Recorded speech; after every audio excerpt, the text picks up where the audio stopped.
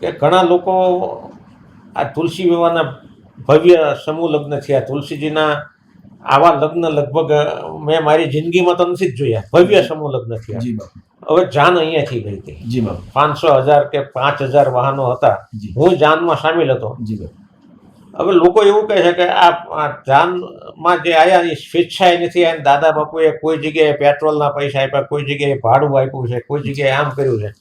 પણ હું આ વાત માનતો નથી.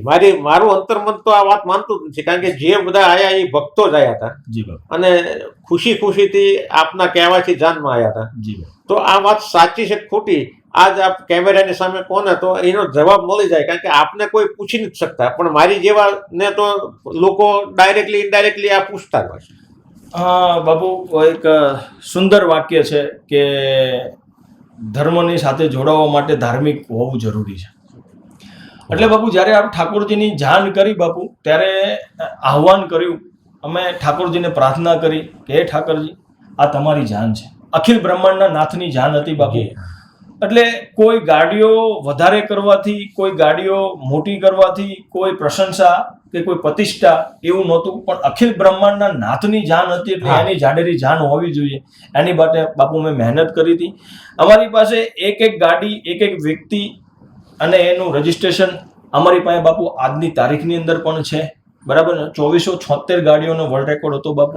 ટોટલ સમથિંગ 3300 ગાડીઓ હતી બાપુ, બાકી ગણાની નહોતી. અને 400-500 ગાડીઓ બધી ટ્રાફિકમાં ફસાઈ ગઈ હતી બાપુ. તો એક વ્યક્તિ બાપુ આજની સાથે મારી સાથે સંપર્કમાં છે, જે ઠાકોરજીની જાનમાં આવ્યા હતા.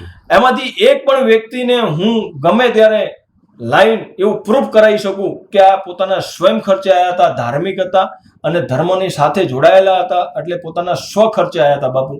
આની અંદર કોઈ પણ રીતે બાપુ, પરોક્ષ રીતે કે અપરોક્ષ રીતે કોઈની પાસેથી કોઈ પણ પ્રકારનું દાન માંગવામાં નથી આવ્યું.